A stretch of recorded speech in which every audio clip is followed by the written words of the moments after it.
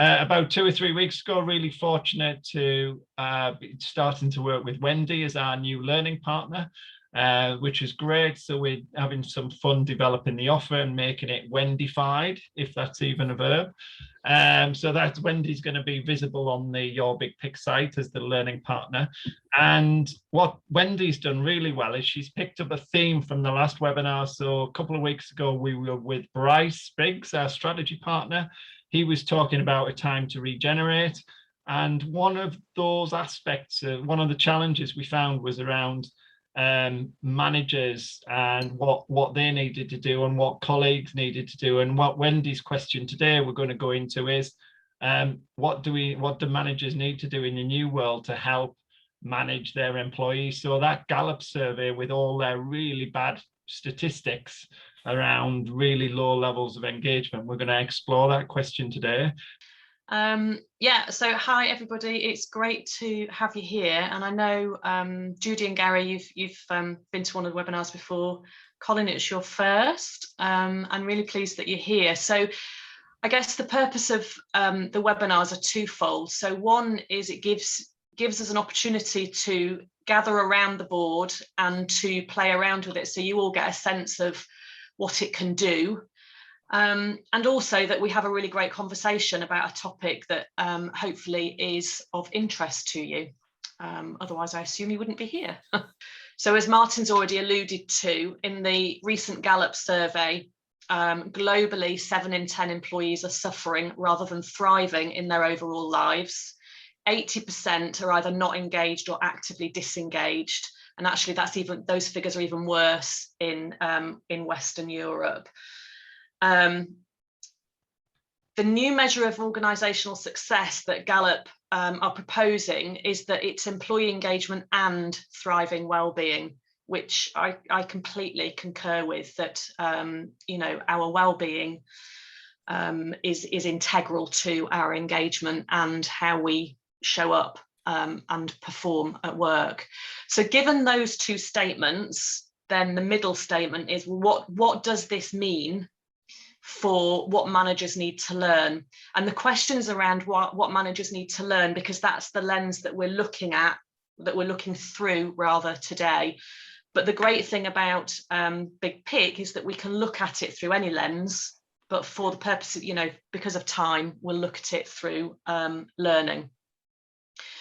So another bit of context, the cost to the global economy of those figures is a staggering 1.8 trillion US dollars, and 10% of GDP in lost productivity. So it's a significant issue, which we all intuitively know because of the work that we do, but here's some numbers that support that. So the challenges that I've put up that we can start to explore.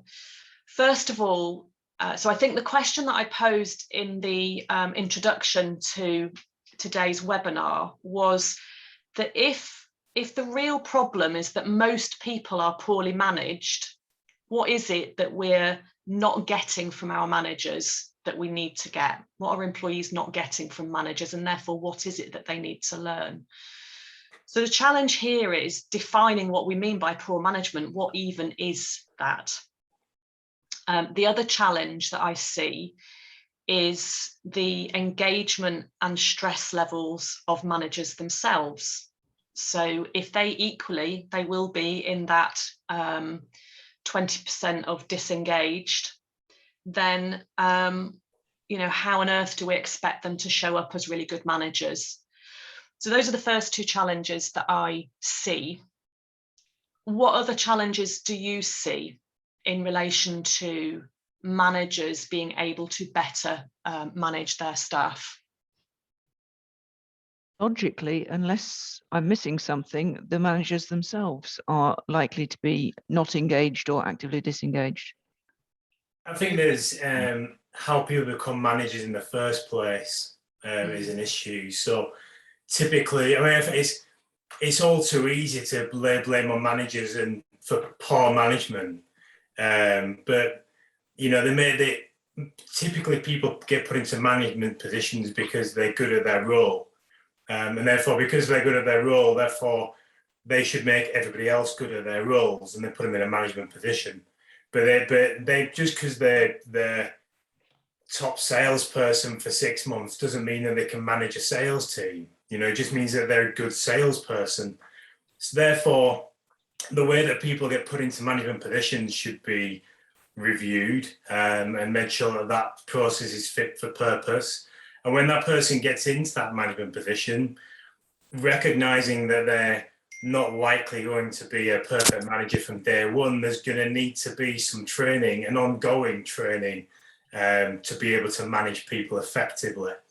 And that lies with above middle management. That's goes up higher through the business. I think there's a bit of a problem here which Gary's touched upon in sort of like talking about management, because there's different types of layers of management. Yeah. So I think that there's a challenge for the people who are directly managing teams. So they probably are the ones that have been promoted for their technical capabilities than their people management skills. But then you've got, the layers of management above them. And there's they have a part of what that middle management layer does is translate strategy from the top and turn it into something that's actually sensible that people can do.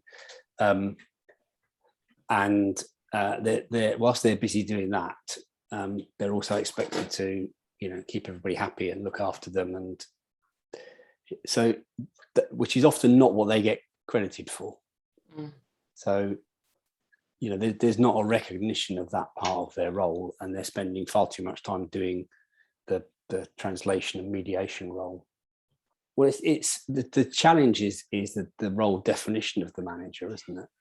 And also what they get rewarded for. Can I build on that? I mean, probably shouldn't build on something that's supposed to be in 3 words, but no, we'll get another one. We've got unlimited symbols, Judy.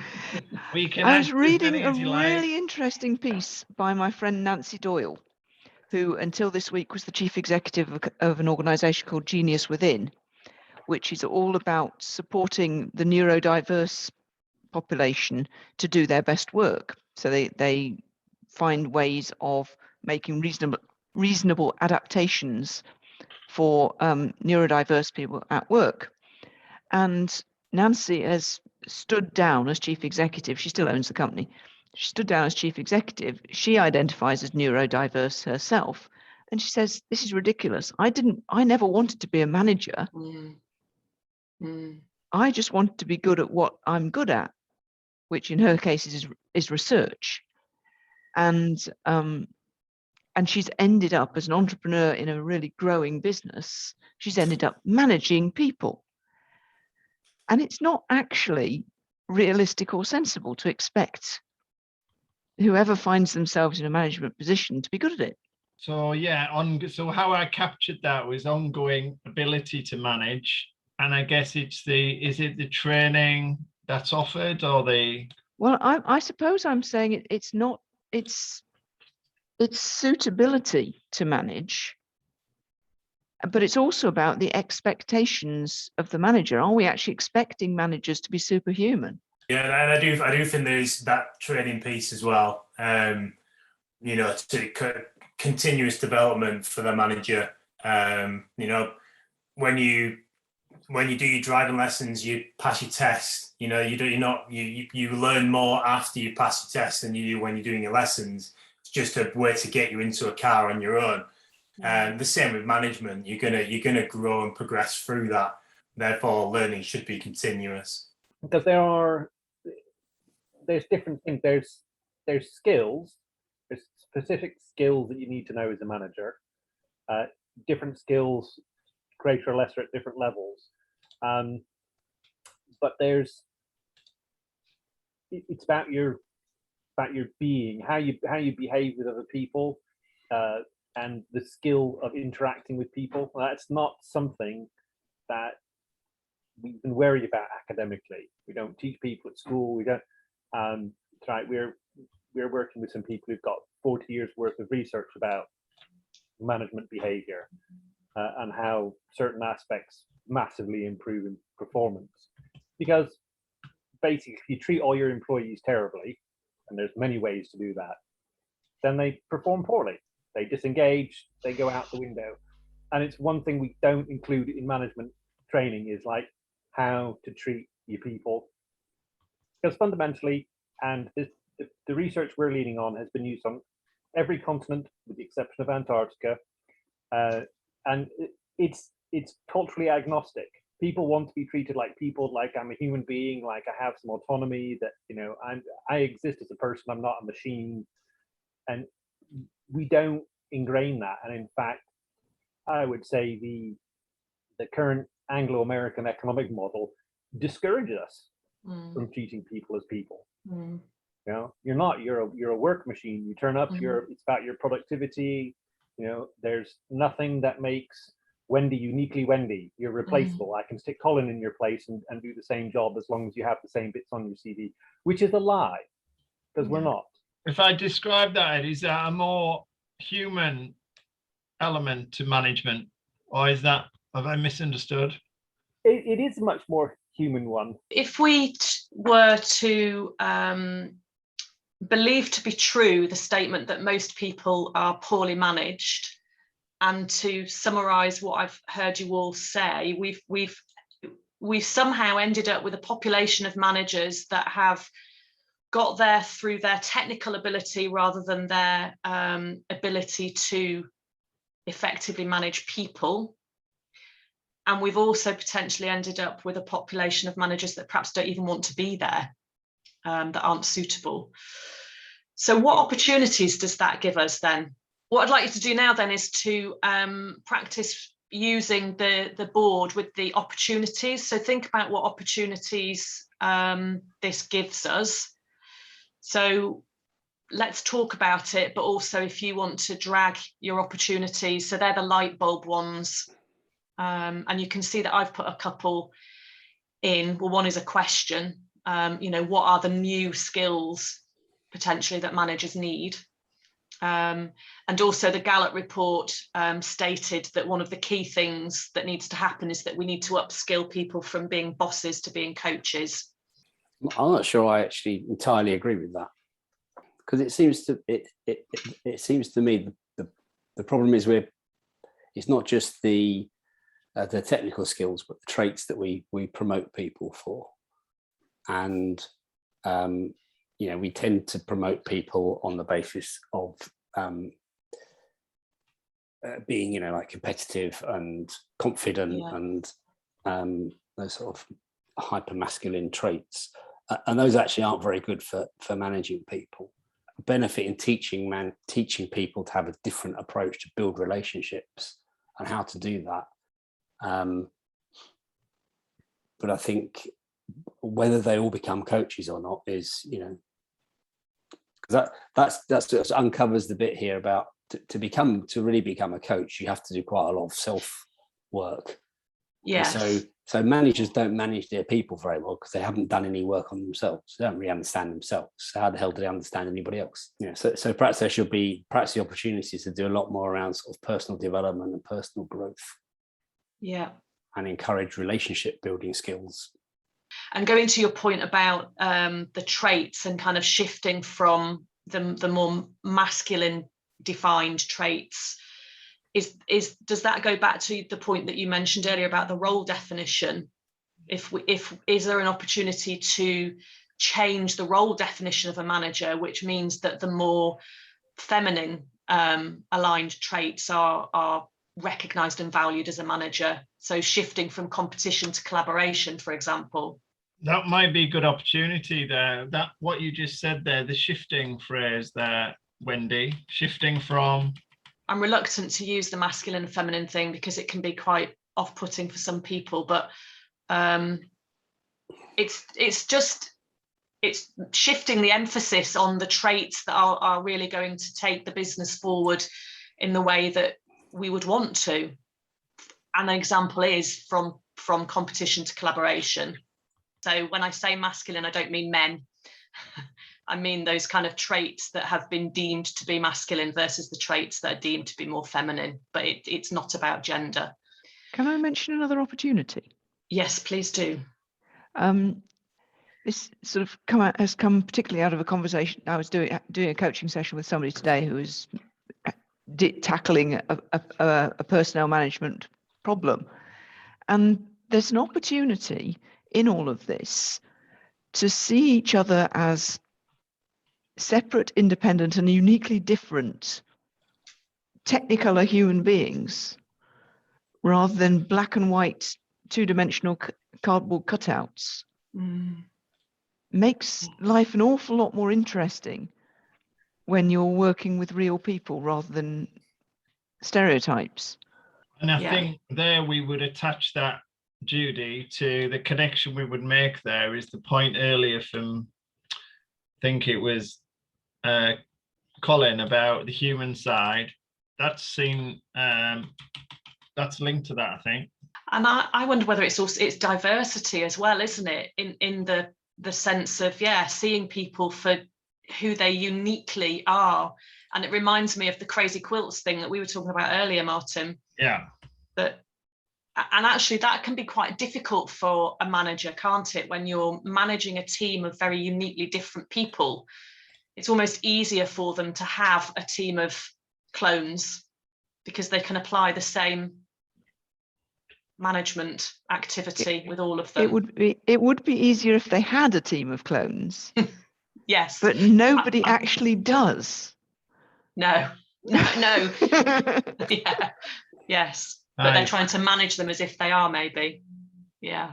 So here's a little game then on the board, because what I'm realizing is we've got our team. We've laid a little bit of an insight as to how this might work in an organizational context. So you've gone into a business, an organization. This is a workshop inside a business. Now, for those who are active, if you could just pick up your red team symbol on the left, it's a bit like, you see those individuals who like to play war games on their big table. It's often on like a period drama or something. So what I'm going to do is to marry, this is a facilitation technique we use. We've had a chat about opinions and perspectives. What I would like you to do is to pretend or imagine you're working in either core business operations or the leadership team. So I would like you to pick yourself up if you have the technical capability to do that. And I would like you to just place yourself within a core business operation or leadership team. So we should see those symbols kind of drift to the right-hand side, and we'll see them land. So Wendy's gone into the leadership team, Judy's in business operations. I'm going to put myself in business operations as well. Now, the placing of these symbols, we don't want to read too much into, but it is a bit of an insight. If you're in a team, it's not people giving you their role name. You can ask, where do you see yourself adding the most value? Now, that's a different kind of question. So people place themselves as opposed to being placed. I'm going to help Ed because I don't think you got the email. Ed, I'll put you along here and you can read into that what you will. You're in the leadership team, but you're down at the right-hand side. So we could have a little conversation about that. And Gary, I'm going to help you. I'm going to put you in operations. Now, I just put myself there, but it hasn't updated. Oh, sorry, really? Oh, or maybe just refresh our connection thing. I'll pop you there. If it's the same place as I put you in, isn't that wonderful? Now, what we would do is if we've identified those challenges down to the right-hand side, I'm not sure, Wendy, whether it would be too sensitive, but just as a little playful thing, we would choose a challenge that maybe we see for ourselves. I think it would be easier to do that for ourselves than it's too sensitive to ask someone to give it to us. Yeah. So if you just look at those challenges and choose one that you can actually somehow relate to, or you have an example of as a manager in the business. So I'm asking you here to personalize this for yourself, to kind of own it and therefore provide an insight into how you're thinking about your own challenge to manage if you're a manager in this business. Lovely, Gary. I knew you'd choose that one. I don't know why, but I'm going to choose. I'm going to go for the money. I'm going to go for reward. I'm not rewarded well enough. Wendy, if you pick one as well. I wanted role definition. Wow. Well, isn't that interesting? Well, have a chat with Colin about role definition. I guess well, actually, I would say expectations. Maybe don't know whether that's what Colin would mean. So I would say, yeah, there's a mismatch of expectations on me in my role as manager. So if you create that as an extra challenge, then Wendy, and put it next to you. Now, what's interesting, what I would read into that if I was facilitating it, is there a link by the fact you're both in the same area of the organization and you have a related challenge? So with Big Picture, we're always looking for those connections. And there might be a story in that, and it might be the first time Colin and Wendy have physically come onto the same board or the same page in respect of their challenge that they've got. If you want to zoom in, you just use that zooming in bit on the bottom left hand side, the plus and minus. So you can just zoom into us. So I can only see 2 challenges now, so I'll grab one of those and put there. Brilliant. So I can't see all. If I zoom in, I can't scroll up or down or right or left. It just zooms in on a random bit. It's that in the bottom left. Do you see my little crosshair? It's turned into a little crosshair in the bottom left. So you move the window around using that crosshair. So you can then zoom in to any side you want. So what we've seen there, Wendy, I think it's fair, isn't it? We would have gained an insight. I mean, what kind of insight would we have gained by going through that exercise of managers self-selecting their biggest challenge? That I suppose where it's leaving me is, and it won't come as any surprise to any of us that this issue that we face around management is complex, and is worthy of a conversation in organisations.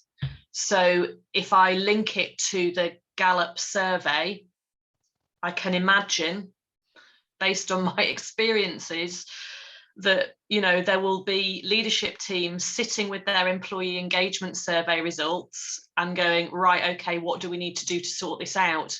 When actually what we've seen just from this 30 minutes so far is that there's a complexity in the challenges as well as opportunities that we see amongst our management populations.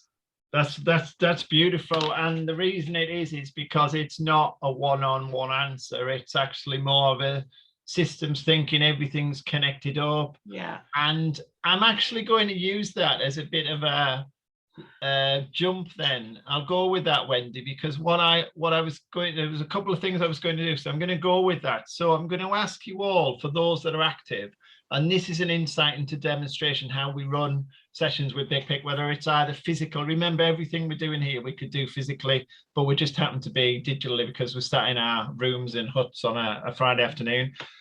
What I would ask the group to do, based on Wendy's point there, to encourage and embrace that complexity rather than push it back. I would ask you to go to the resource drawer and drag on one other symbol you think is related to that challenge. So interesting for me, mine's really easy. I'm going to be the guy who's after the money. I want a pay rise. I'm not recognized and rewarded. So I've chosen the reward symbol, and it makes it really easy that actually I'm going to use a money symbol. If I was in the room, I'd be running across the room with this money symbol, this road sign size thing saying I'm not rewarded. Could you all maybe choose a symbol if you haven't already? And it does tend to speed up a bit as people get used to the kit. Could you choose your own other symbol from the ones I and we have provided to you that things relate to the challenge? So it could be another team member, the red one. It could be a customer symbol, the yellow one, a blue technology symbol, a black measure symbol, a green money symbol, or a process symbol. And I'm just looking for who might have dragged another. Oh, interesting. So I'm going to zoom in. This is where I get far too excited. And I probably shouldn't, because I'm reading far too much into a little simulation.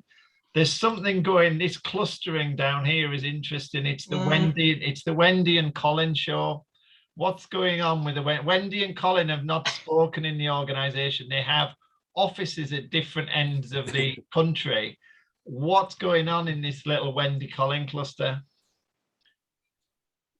To Colin. So yeah, I mean, the role of managers is impossible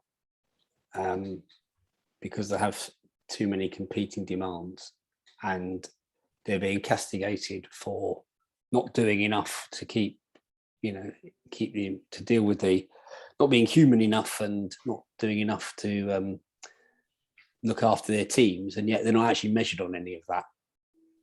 That's brilliant. So because I love that, Colin, because I chose the measure name and the symbol, particularly, it can be interpreted how you wish. So you've taken the concept of measure and you've, in your own way, reframed it for the challenge that you have had. And if you can imagine, we could have a really good conversation about that. It would be a penny dropping moment. It's a shared insight.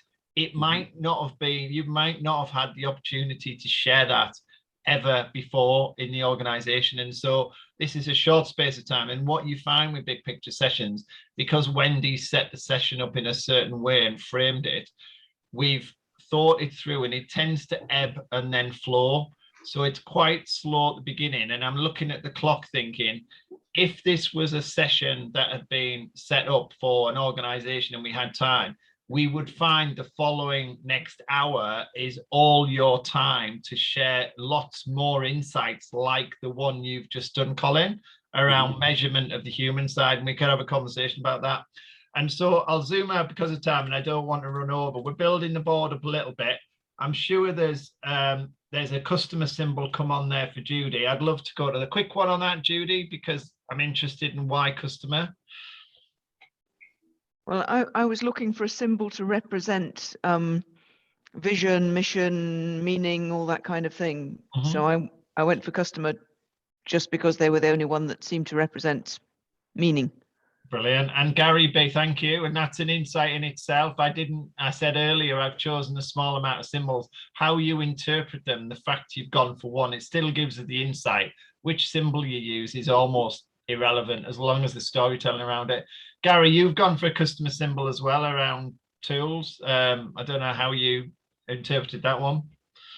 Same as Judy, really. I wasn't sure which one represented what I wanted to say the most, but I think one bit of work that I've done before was with a manager who was very good at the transactional parts of leading a team, but was less able with more softer skills. And I have my own sort of canvas, which I use for my work. And my feedback from that is just giving the sort of starting point to start those discussions had a really good impact on him as a manager, but also the person that he was sort of engaging with. So just giving people the tools for more empathetic conversations will be a good start. Superb. Thank you so much. I'm wondering if there's a bit of a process thing to that. There's a process of providing the tools. So it may be the conversation as we encourage might be a bit of a process one as well about going through the approach and the method. So hopefully that's given you an insight. It started to flow at the point we come to a close, which often happens. It's a bit annoying, but hopefully it's given you an insight. Ed, we've not had time to come to you on that. One other thing I wanted to showcase is when we get to this point, we tend to create a bit of a mess on the board. It's great. It's got everyone's thoughts on it, and there's always time to clean it up.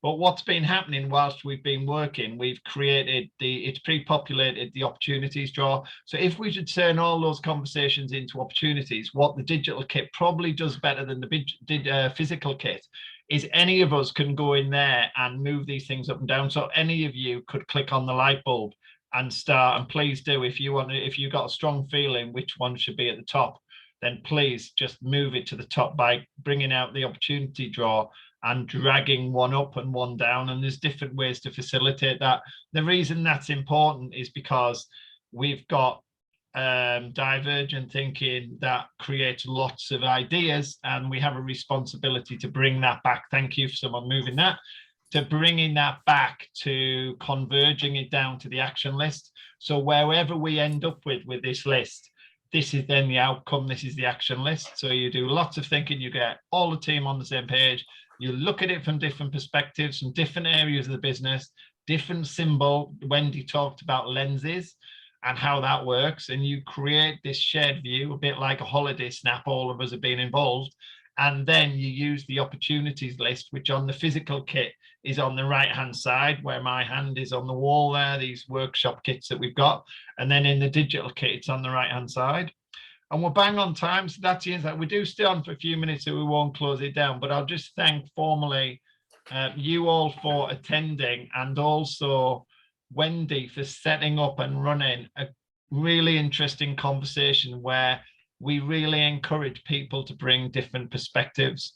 And thank you for that. We run these every 2 weeks. Please do join. I know some of you have done before.